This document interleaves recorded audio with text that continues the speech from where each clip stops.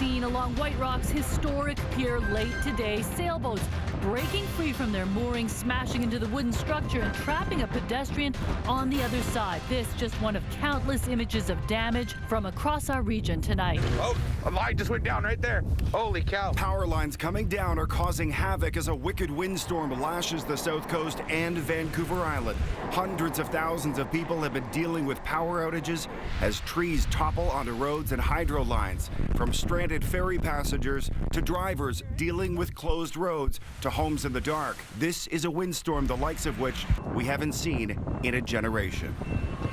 And good evening. The windstorm battering the south coast has now turned deadly. The BC Coroner Service confirming tonight that a person has been killed by a falling tree in Duncan. Meanwhile, the effort to get the power back on for thousands of homes is in full swing tonight as we bring you breaking news, team coverage of this major windstorm. Allison Hurst is on the edge of Stanley Park, which officials closed today.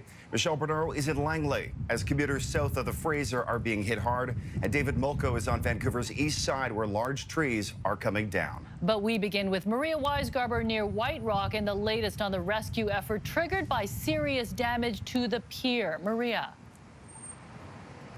Mijung Scott, even longtime residents told us they have never seen anything like this before. Boats smashing up against the side of the historic pier, which ultimately collapsed near its center, leaving one man stranded on the other side.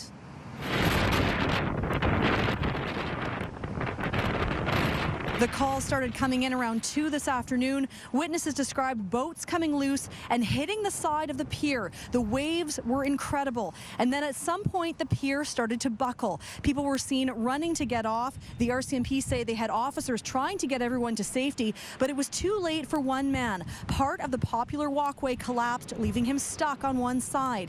People were lining Marine Drive, many with cameras and cell phones out, watching as giant waves kept rolling in over the broken pier. And all the while, you could see the man standing there. The RCMP say every resource was called upon, including the Coast Guard. It was about an hour and a half before the rescue took place. A search and rescue helicopter arrived and used a long line to bring the man to safety. Here's how it all unfolded.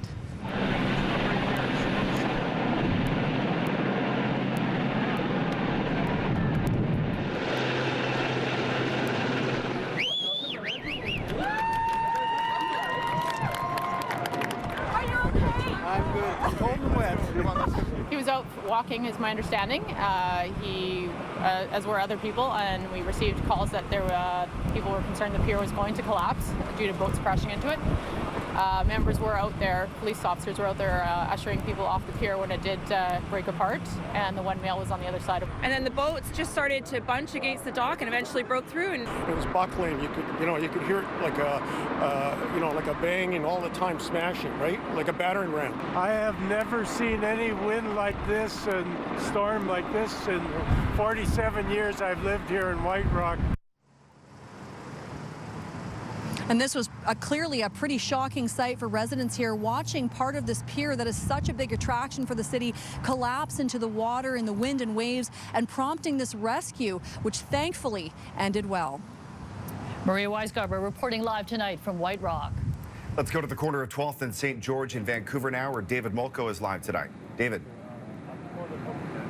Yeah, guys, I'm going to step out of the way here and give you a look at this. It is really touch and go. The entire block evacuated. Every 30 seconds, we get an enormous gust of wind out of the east. Residents watching the trees that have already come down and hoping their homes aren't next. And I heard the second tree go down just as I was getting out of my car. So there's this big crunch. And this is what John Walsh saw.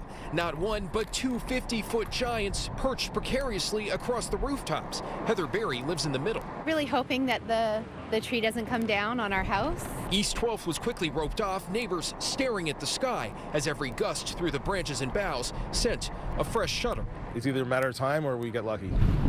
Elsewhere in Vancouver, wild winds in the east left this scaffolding dangling by a thread. And in the west, knocked down power lines, sending up smoke. Sparks not coming down and the... In Richmond near YVR, branches buried not one vehicle but two. Somehow, no one was injured. Look at this. The roof is completely mangled. Over there, pieces of the tree inside the truck. The paramedics call this guy lucky. storm surge whipping the dock in Tawasin as hopeful passengers headed for the island were turned away starting at dawn, and the cancellations cascaded. If they sail in something like this, you're going to have everybody throwing up all over the place, and I wouldn't want to travel with that either. BC Ferries calling it the worst storm in 8 years. A few choosing to wait it out. Well, back along 12th Ave, those who live along this stretch weren't given a choice. What's going through your head right now? Wish me luck. And back live now, the gusts of wind, the rain coming down now. It is not clear if anybody is going to be able to go home tonight. The experts are out here. The arborist is out there. They're looking at these trees. They might need a crane. They'll need something to cut them up, but they can't do anything until the wind stops. Scott? Okay, David Molko with the damage in East Vancouver tonight.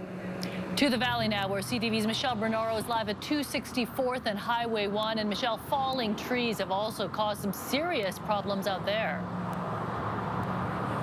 Yeah, that's right, Mi-Jung, and gusts of wind still coming and going here. Earlier today, those strong winds downing trees, sending branches flying and making for a very dangerous situation. The sirens could be heard all day. This ambulance rushing to an accident after a tree came crashing down onto a car on Highway 1 near 264th Street. Tree came back, just caught the end of his hatchback. He swerved, almost went in about 60 feet over into the other coming highway, swerved for another couple hundred feet. Witnesses say the vehicle lost control, ending up here, motorists stopping to help the injured driver, a woman, until paramedics arrived.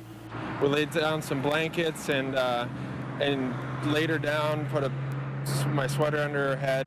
Yeah, really scary. Then I just try to stop this way, try to help her. Other witnesses working quickly to move the tree off the highway, even using a truck to push debris, worried someone else could get hurt. It was gnarly, scary. We got to get out of here because if another one comes down. Earlier in Surrey, a worker at Pacific Academy was injured when a tree toppled over. The chances of that happening are so slim. Yes, he was wearing a protective helmet, so that was a good thing for him. Emergency Services says the worker was taken to hospital in serious condition. Winds also fierce in Abbotsford. Trees on vehicles, on a home, a roof even blowing off a barn. All over the region, falling trees were a problem, backing up traffic along the highway and leading to widespread power outages that shut down businesses. It's had a big impact for us. We've actually sent about, I guess, maybe 25 people home. Without computers, we're dead in the water. The winds have been fierce and destructive, and they're not over yet. Now, witnesses say that the woman who was injured in that crash here on Highway 1 appeared to be doing okay when paramedics took her away in an ambulance this afternoon. Now, BC Emergency Services telling us they responded to several serious incidents because of the wind today. Mi-Jung? Michelle Murrow live in the Fraser Valley tonight. Meanwhile, Allison Hurst is live in Stanley Park, and officials closed that park because of the wind earlier today. Allison.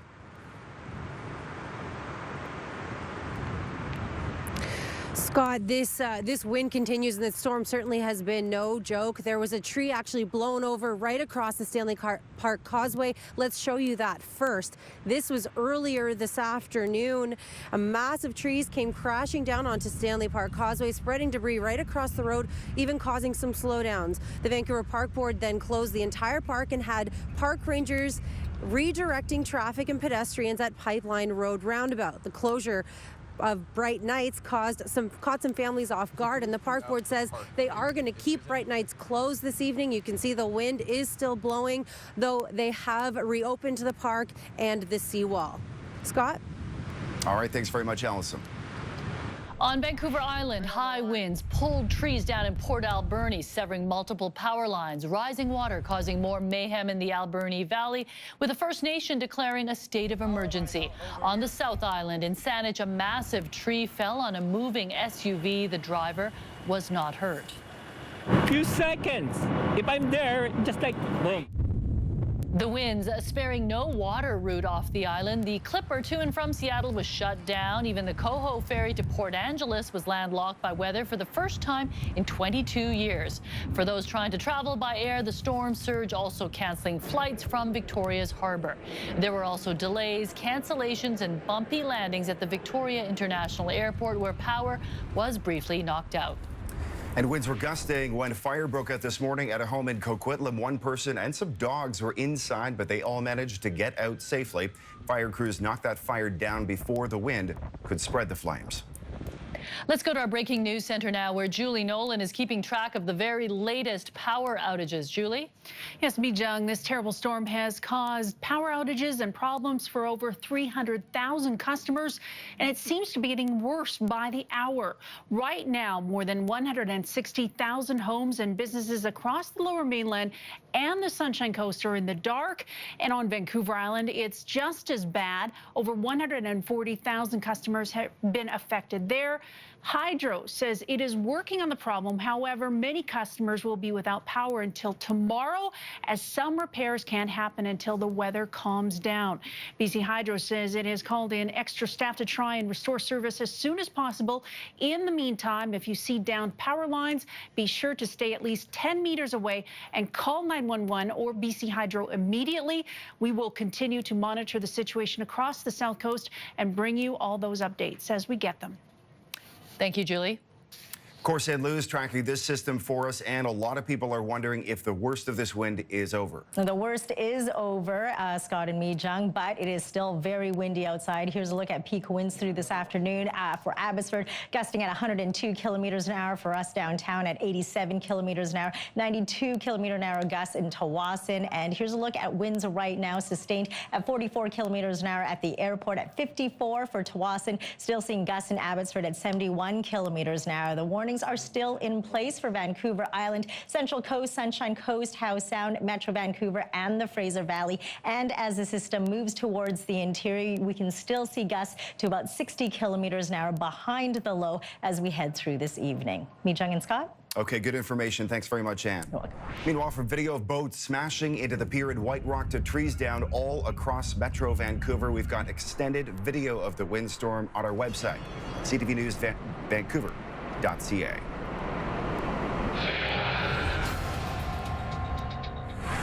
To the other major story today, the results of a BC-wide mail-in referendum have been announced, and as John Woodward reports, BC voters have decided overwhelmingly against changing the way we elect our provincial government. The public has spoken. And spoken decisively, turning down a chance to change how we vote. 61.3% voted to keep the existing first-past-the-post system, and just 38.7% voted for proportional representation. Of those, it was the mixed-member proportional system that came out ahead. After a campaign of fear, under proportional representation, extremists are elected to legislatures with a and pandering. If you were woke, you'd know that pro-rep is lit. Just over 1.4 million votes came in, a turnout of 42.6%. It's common in the UK, bookies offering wagers on everything from election outcomes to what the Royals are wearing. Now, the BC Lottery Corporation is getting in on the action, and it's all about a very special baby. British Columbians are being invited to put down some cash by guessing a key detail about the upcoming birth of one Metro Vancouver baby. We'll tell you what you're supposed to guess, and it is not the name, when CTV News continues in just 60 seconds. A 5-year-old boy crying for help after being locked on a school bus. His mother is demanding answers. How it happened, still to come. And Britain's Gatwick Airport grinds to a halt on an extremely busy day. The coordinated plot using drones to disrupt air travel. That's also ahead tonight on CTV News at 6. Well, not since the controversy around Baby It's Cold Outside has there been this much Christmas buzz about, well, babies. The BC Lottery Corporation is taking bets on a New Year's newborn. St. John Alexander tells us what you're being asked to guess. We're not trying to be cute, although it's hard not to, but the BC Lottery Corporation is gambling on an unusual but adorable bet. It's likely a baby will be born somewhere in BC on New Year's Day, and PlayNow.com is inviting full-grown adults to put money down on which hospital will deliver the newborn. We'll have the first baby of the new year. Oh! There are 24 choices. I would put my money... BC Women's has the best odds. Hospitals in Comox and the Kootenays are the biggest gambles. We'll say Queen Charlotte Hospital in Haida Gwaii. As for the tiny rules, natural births are game, of course. Yeah. As for C-sections... What about planned C-sections? don't get to choose the time, so yeah. The first recorded birth is the one that counts. The little bundles must be human and players 19 years or older. Well, a number of Airbnb listings have been taken down after a CTV News investigation last night. Also ahead. New details on the third Canadian detained in China. We now know why an Alberta woman working as an English teacher is being held by authorities. Plus, the top high-tech gadgets to smarten up your home. You want to get a lock that is smart, but also strong. Ross McLaughlin puts them to the test.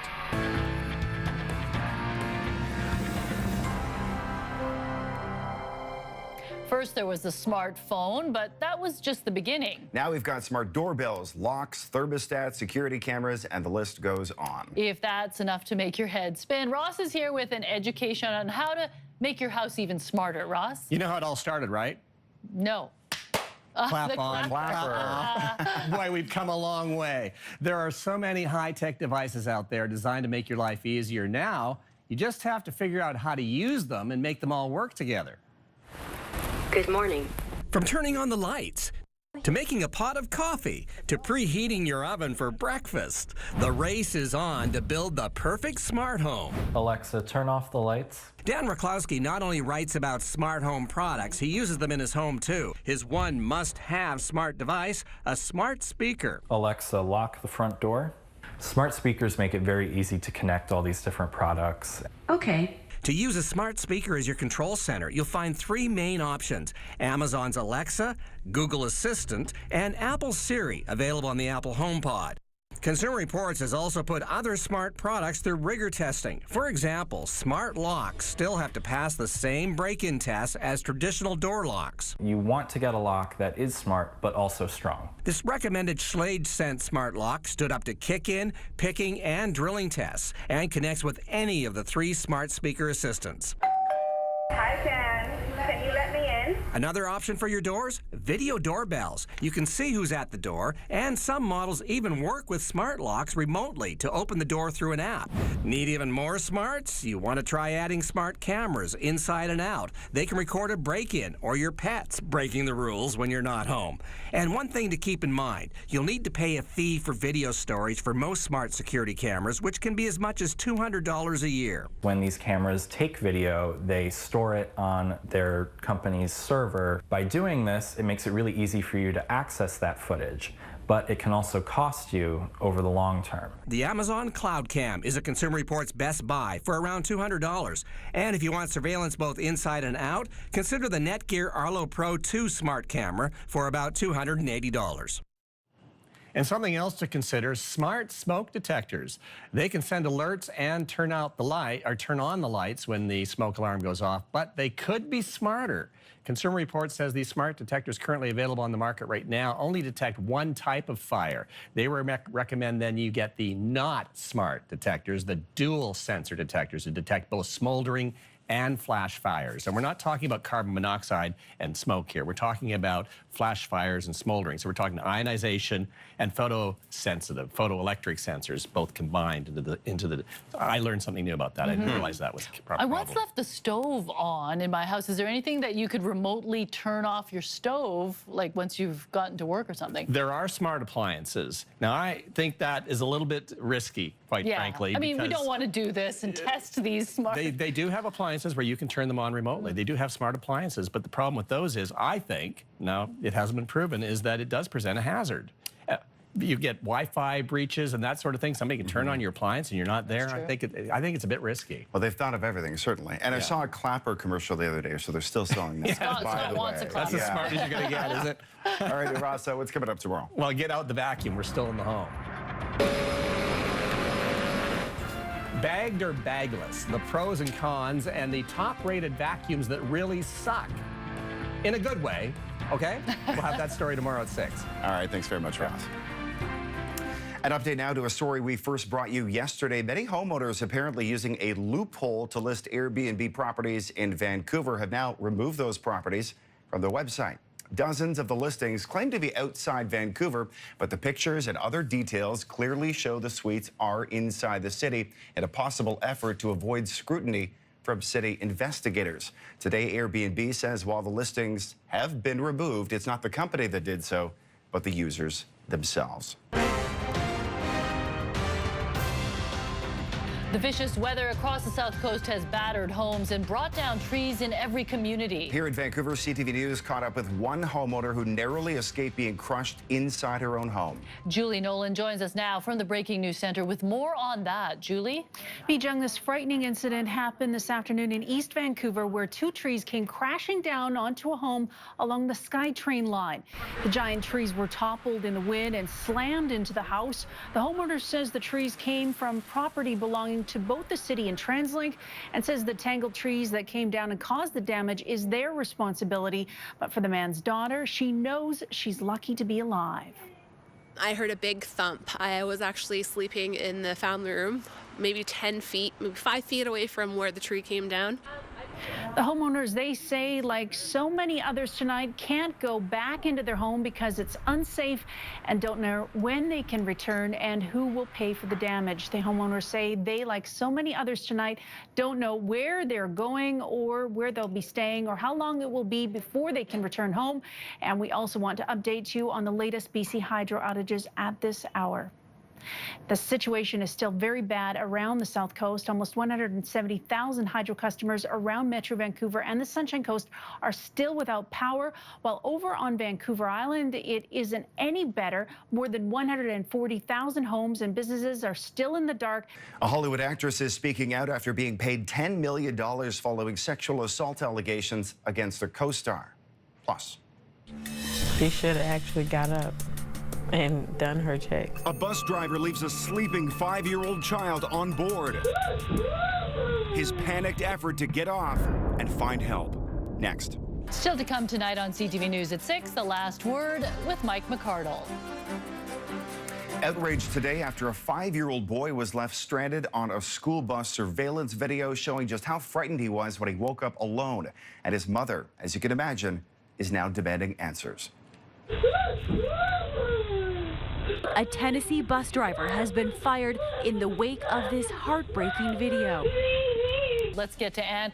Anne, what a crazy day. We've had several wind warnings actually in the last few days. Yep. But this one was definitely the most devastating. Yes, very windy, and the wind warnings are still in place. Right now, we are still seeing sustained winds at 39 kilometers an hour for downtown Vancouver, at 50 kilometers an hour for Tsawwassen, and in Abbotsford, you're seeing winds from the south at 41 kilometers an hour. Slowly moving towards the interior right now. And we'll take you backstage here at CTV as Mike McCardle brings you the last word on how people behind the cameras are decorating for Christmas. It's coming up. First, though, Julie Nolan has an update to the storm. Julie. Yes, Scott, it's been a wicked day for weather, as we've been hearing all hour, and hundreds of thousands of BC Hydro customers are affected. It's been a worsening situation for some, even over the last hour, now sitting in the dark tonight. It's due to power outages from fallen trees like this cross-border timber that came down from Point Roberts into a Tsawwassen homeowner's backyard. We'll be tracking the situation through the evening, plus how it's affected ferry travelers between here and Vancouver Island. Now, BC Hydro, by the way, is making some progress restoring power around the south coast, but more than 140,000 customers around Lower Mainland and the Sunshine Coast remain in the dark. And on Vancouver Island, the number of customers without hydro seems to be on the rise. We'll have much more and a complete wrap-up of all of your local news tonight at 11:30, right after CTV National News. All right, thanks very much, Julie. Going to be a long night for those hydro crews, but they're doing good work out there, the best they can. Definitely. Well, Christmas, believe it or not, is just 5 days away. And here at our CTV studios at Robson and Burrard, a lot of us are getting into the spirit. Here's CTV's Mike McCardle with the last word on the Christmas festivities taking place behind the scenes. You may have seen this. It reflects in the glow of the morning and evening and noontime stars. You're gonna like this one. But you haven't seen these, the behind-the-scenes trees for the behind-the-scenes people. Backstage, it's organized chaos. But for Janine, her tree means all is calm. It's small, but it brightens my life. Further down the hallway of creativity is Michelle. I wanted to Christmas up my edit suite. Here we go. Do you remember when you got them, how long you had them, or you just get them, or? These lights? Yeah. Oh, I've had these for at least 10 years at home. Sometimes the lights reflect on harshness, sometimes not. And also in the hallway, Sabrina comes Merry Christmas! with a present for Vin's son. Thank you so much! This is huge! The present is bigger than Owen, the prince of the Christmas party. And more sedately, James, chief editor, and his tree that never seems to grow old. I have had this tree for probably close to 30 years, believe it or not. Yes. When I moved out of home and I was a lonely bachelor living on my own in a basement suite, I needed a Christmas tree. And I got this $2 plastic Christmas tree. And it has stayed with me ever since. Aww. Now back to that tree that Carl brought down. Cameraman Steve says something's wrong. He's going to make it right. And the hallway is bright. Mike McCardle, CTV News. I gotta say, the editors are way better at decorating than reporters and anchors. Than anyone in this office. Yeah, the that editing hallway's hallway, the best. definitely the most festive they place win. here Yeah. at CTV. I want to know what Vin's son got. That was a pretty big gift. I know. Pretty good. Looks like a drum set. We'll find out. We'll find out Christmas Day. Well, thank you for joining us. Julie Nolan will have your full coverage of the storm and the cleanup tonight at 11:30. Have a good night.